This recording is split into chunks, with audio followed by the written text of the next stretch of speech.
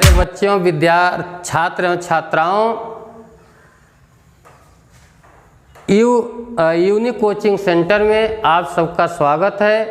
मैं डी.के. शुक्ला आपको केमिस्ट्री के अंतर्गत एल्कोहल के चतुर्थ खंड एल्कोहल का मोनोहाइड्रिक एल्कोहल का ऑक्सीकरण एवं उनके पहचान के बारे में आज हम सब मिलकर उसका वर्णन करेंगे।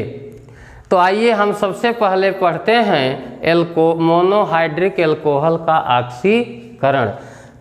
तो मोनोहाइड्रिक एल्कोहल के ऑक्सीकरण में प्यारे बच्चों 3 प्रकार के मोनोहाइड्रिक एल्कोहल होते हैं। जैसा कि मैंने पहले ही बताया था कि OH समूह जिस कार्बन से जुड़ा होता है, यानी कार्बन के प्रकृति के अनुसार एल्कोहल प्राथमिक, द्वितीयक एवं तृतीयक तीनों प्रकार का होता है। तो प्राथमिक एल्कोहल, द्वितीयक एल्कोहल, तृतीयक एल्कोहल ऑक्सीकरण में अलग अलग तरह के उत्पाद उत्पन्न करते हैं। इस प्रकार हम एल्कोहल के ऑक्सीकरण के बारे में पढ़ेंगे। तो एल्कोहल, प्राथमिक एल्कोहल के ऑक्सीकरण, तो ऑक्सीडेशन ऑफ प्राइमरी एल्कोहल।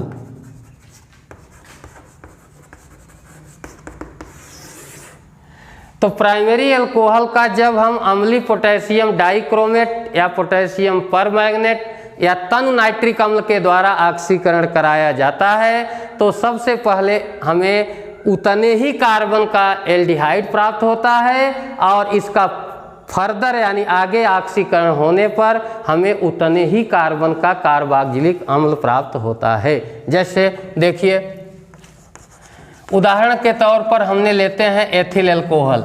इसका ऑक्सीकरण कराते हैं अम्लीय पोटेशियम डाइक्रोमेट से K2Cr2O7 धन डाइल्यूट H2SO4 के उपस्थिति में इसका ऑक्सीकरण कराते हैं।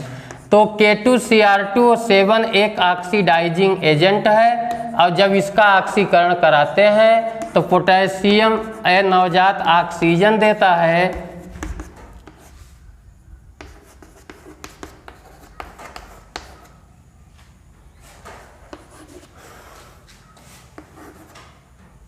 तो यही नवजात ऑक्सीजन हमारा जो है एल्कोहल के ऑक्सीकरण में प्रयुक्त होता है। तो जब एल्कोहल का ऑक्सीकरण कराते हैं तो पहले स्टेप में हमारा बन जाता है एल्डिहाइड और जल का अणु निकल जाता है। तो इस क्रिया में हाइड्रोजन का निष्कासन हो रहा है, इसलिए ऑक्सीकरण हो रहा है। अब ये दूसरे स्टेप में यही एल्डिहाइड पुनः ऑक्सीकृत होकर के जो है एसिटिक अम्ल बना देता है। तो एथेनॉल और एसिटिक अम्ल दोनों में कार्बन की संख्या उतनी ही रहती है, अर्थात कार्बन की संख्या में कोई परिवर्तन नहीं होता, लेकिन क्रियात्मक समूह की प्रकृति बदल जाती है। दूसरा से oxidation of secondary alcohol. Oxidation of secondary alcohol. तो सेकेंडरी एल्कोहल के ऑक्सीकरण में प्रथम पद में हमें कार्बोनिल यौगिक कीटोन मिलता है और कार्बन की संख्या उतनी ही रहती है जितना कि मात्र एल्कोहल में रहता है। लेकिन द्वितीय पद में कीटोन का ऑक्सीकरण बड़ी कठिनाई से होता है, बहुत ड्रास्टिक कंडीशन पर होता है, इसलिए इसके ऑक्सीकरण कराने पर जो है कार्बोक्जिलिक अम्ल देता है, जिसमें कार्बन की संख्या मात्र एल्कोहल से कम होता है। जैसे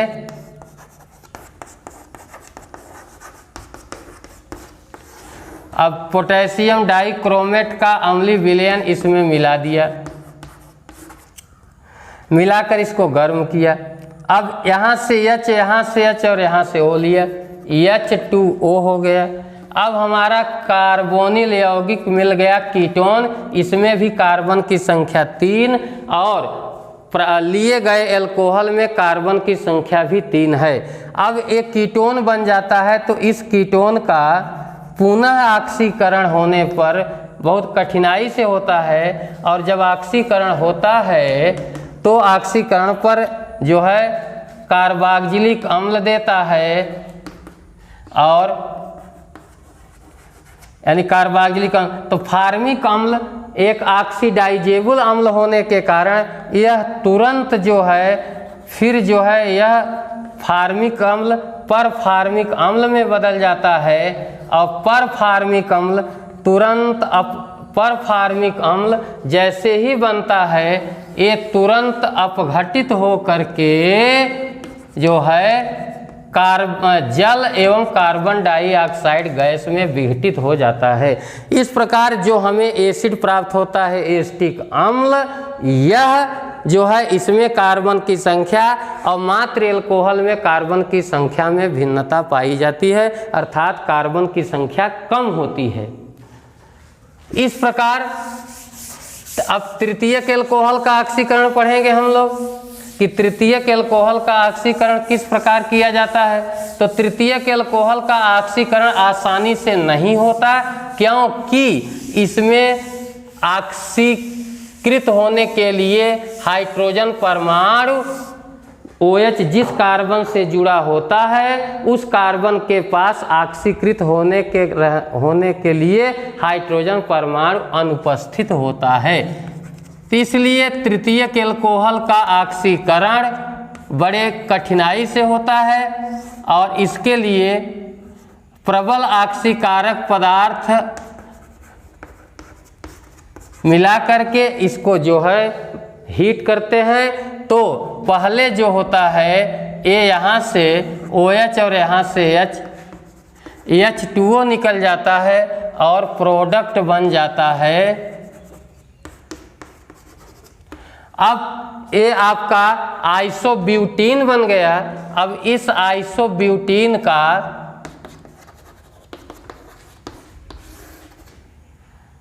पोटेशियम परमैंगनेट, अम्लीय पोटेशियम परमैंगनेट का सलूशन मिलाते हैं तो ये ऑक्सीकृत करेगा।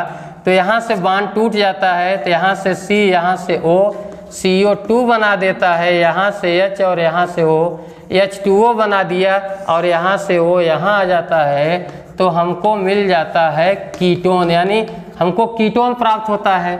अब कुल ऑक्सीजन खर्च हो रहा है 4, 2 1 3 1 4, यहाँ पर गुणा कर देंगे 4 का, तो कीटोन फिर प्राप्त हुआ। तो कीटोन जो है आसानी से ऑक्सीकृत नहीं होता है, बहुत कठोर परिस्थिति में या विकट परिस्थिति में इसका पुनः ऑक्सीकरण कराते हैं। तो ऑक्सीकरण कराने के लिए आप K2Cr2O7 का अम्लीय सलूशन जब प्रयोग करते हैं तो यहाँ से बांड विदलित हो जाता है और आपका एसिटिक अम्ल बनाएगा और फार्मिक अम्ल बनाएगा, जैसा कि मैंने आपको बताया। और यह फार्मिक अम्ल फिर जो है उसमें एल्डिहाइड समूह जैसा स्ट्रक्चर पाए जाने के कारण यह फिर से ऑक्सीकृत होकर के बनाता है परफार्मिक एसिड, और यह परफार्मिक एसिड अस्थायी एसिड होने के नाते तुरंत जो है जल का अणु निकालकर कार्बन डाइऑक्साइड गैस बनाता है। इस प्रकार से हम देखते हैं कि तृतीयक एल्कोहल के ऑक्सीकरण से हमें कीटोन और कार्बोक्जिलिक अम्ल बनता है, जिसमें कार्बन की संख्या मात्र एल्कोहल से कम होती है।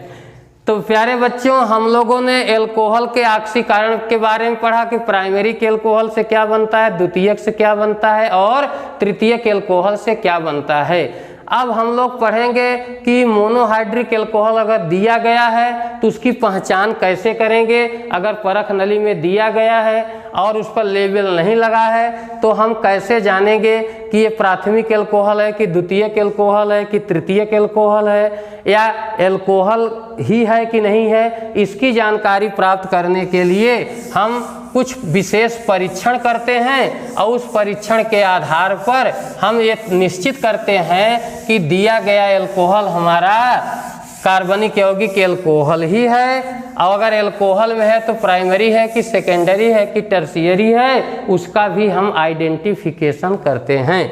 तो आइए हम लोग पहचान करते हैं एल्कोहल की। तो एल्कोहल का पहचान, एल्कोहल समूह का पहचान करने के लिए दिए गए कार्बनिक यौगिक को एक परख नली में ले करके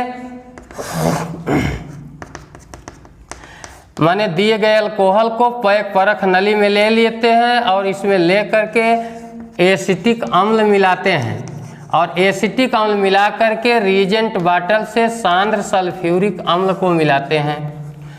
तो सांद्र सल्फ्यूरिक अम्ल को मिला करके अब इस रासायनिक मिश्रण को हम बर्नर की सहायता से गर्म करते हैं। तो यदि पके फल जैसी मीठी गंध आती है तो दिया गया कार्बनिक यौगिक एल्कोहल है। और विशेष करके हमने पहले ही बताया कि एल्कोहल माने इथेनॉल एथिल एल्कोहल ही ज़्यादा प्रयोग किया जाता है, इसलिए दिया गया कार्बनिक यौगिक इथेनॉल निश्चित है।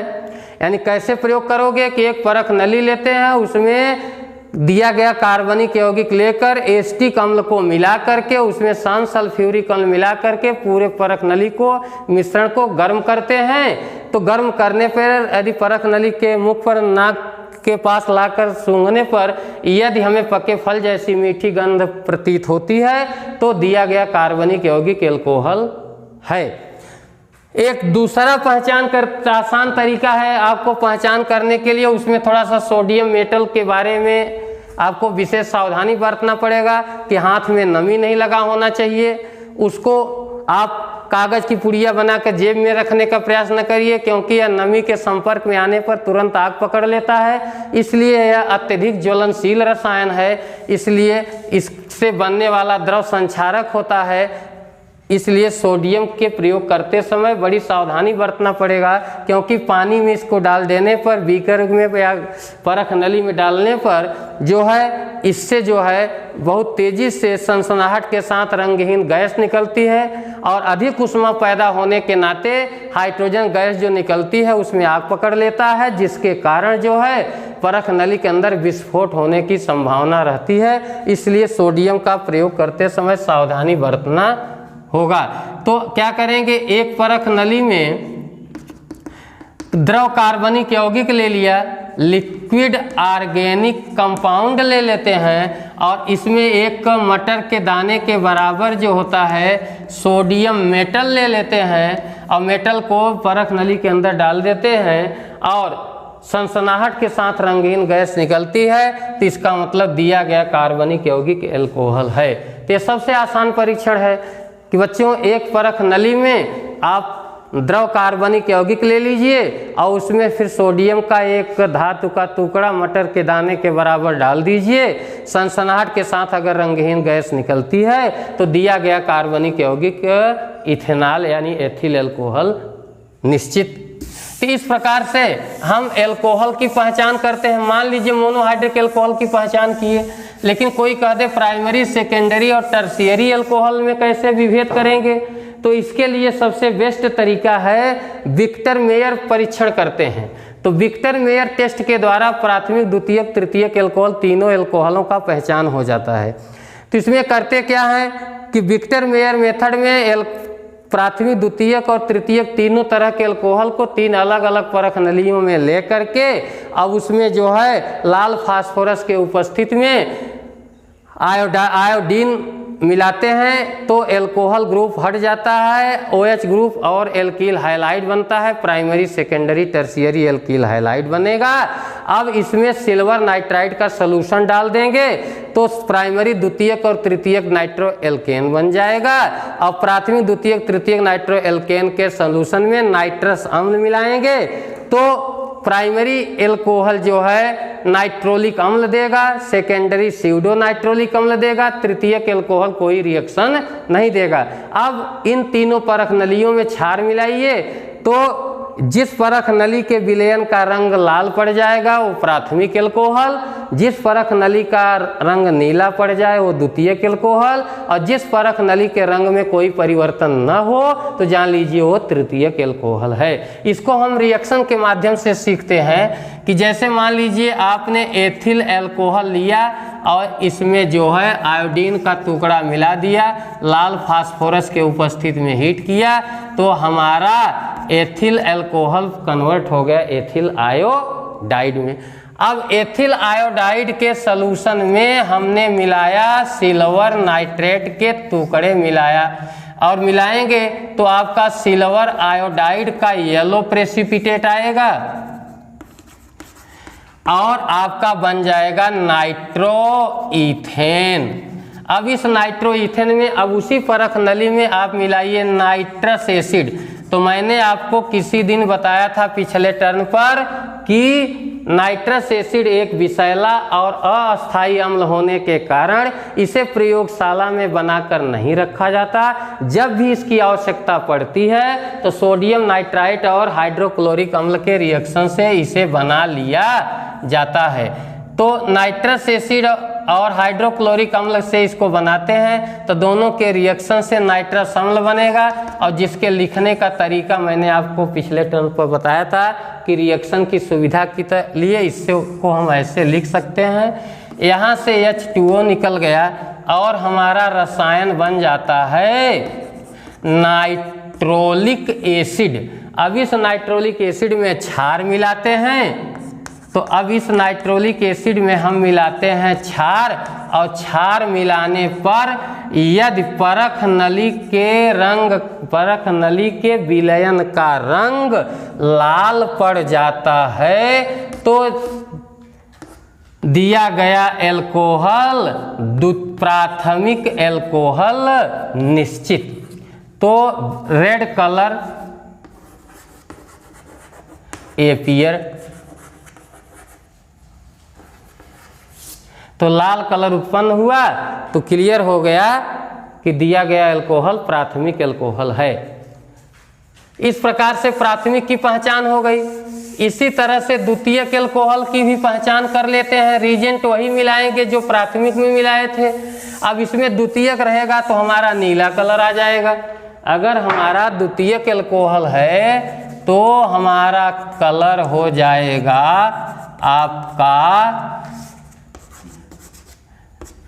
आपका हो जाएगा आइसोप्रोपिल आयोडाइड में कन्वर्ट हो जाएगा। आइसोप्रोपिल आयोडाइड में रीजेंट आपको फिर बार बार उसी रीजेंट का इस्तेमाल करना है।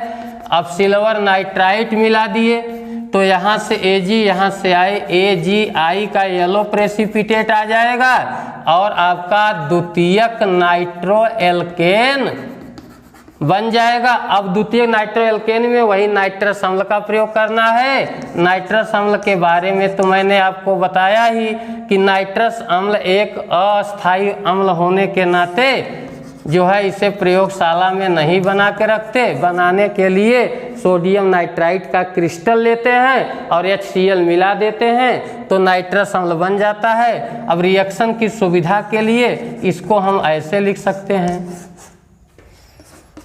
तो H2O मुक्त हो जाता है और हमारा प्रोडक्ट बन जाता है N डबल बॉन्ड ON। तो इसे बोलते हैं स्यूडो नाइट्रोलिक एसिड बोलते हैं। अब ये अम्लीय लक्षण शो नहीं करता लेकिन इसको जो है टाटोमेरिज्म से ये अम्लीय लक्षण शो कर सकता है, इसलिए इसको स्यूडो बोला गया। अब स्यूडो नाइट्रोलिक अम्ल जो होता है इसमें अब क्षार मिलाते हैं तो कोई रिएक्शन न होने के नाते जो है ब्लू कलर एपियर तो हमारा नीला रंग उत्पन्न होता है। तो द्वितीयक एल्कोहल निश्चित। अब तृतीयक एल्कोहल की पहचान हमें करना है तो तृतीयक एल्कोहल के पहचान में भी आप जो है तीसरे परख नली का द्रव लेंगे और उसमें रीजेंट वही मिलाना है जो रीजेंट आपने अभी तक प्रयोग करते आए हो। तो तृतीयक एल्कोहल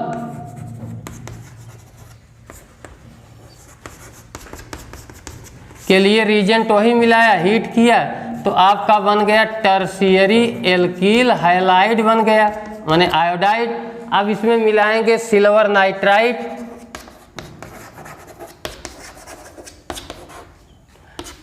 सिल्वर नाइट्राइट का जब कण मिलाते हैं तो आपका सिल्वर आयोडाइड का जो है पीला अवक्षेप पैदा होगा और तृतीयक नाइट्रो एल्केन बन गया।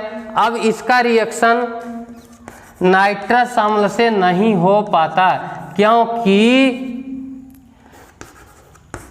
नाइट्रो ग्रुप जिस कार्बन से जुड़ा है उसके पास कोई विस्थापनीय हाइड्रोजन परमाणु न होने के कारण यह जो है नाइट्रस अम्ल से कोई रासायनिक अभिक्रिया नहीं देता। तो जब नाइट्रस अम्ल से कोई रासायनिक अभिक्रिया नहीं देता तो इससे एक क्लियर हो जाता है नो रिएक्शन टेक्स प्लेस, कोई रासायनिक अभिक्रिया नहीं होती। तृतीयक alcohol confirmed, tertiary alcohol confirmed. इस प्रकार से बच्चों हम एल्कोहल की उस पर लेबल नहीं लगा है तो भी हम एल्कोहल और एल्कोहल की प्रकार प्राथमिक द्वितीयक तृतीयक एल्कोहल को विभेद करने में, अंतर करने में कोई कठिनाई नहीं होगी अगर इन अभिकर्मकों को इस क्रमबद्ध रूप से आप दिमाग में रख लेते हैं तो रिएक्शन को समझना और उसको दिमाग में रखने में कोई परेशानी आपको नहीं आएगी। प्यारे बच्चों, अगर आप नए हैं तो मेरे यूनिक कोचिंग सेंटर में लाइक करना, शेयर करना और सब्सक्राइब करना और बेल दबाना न भूलें।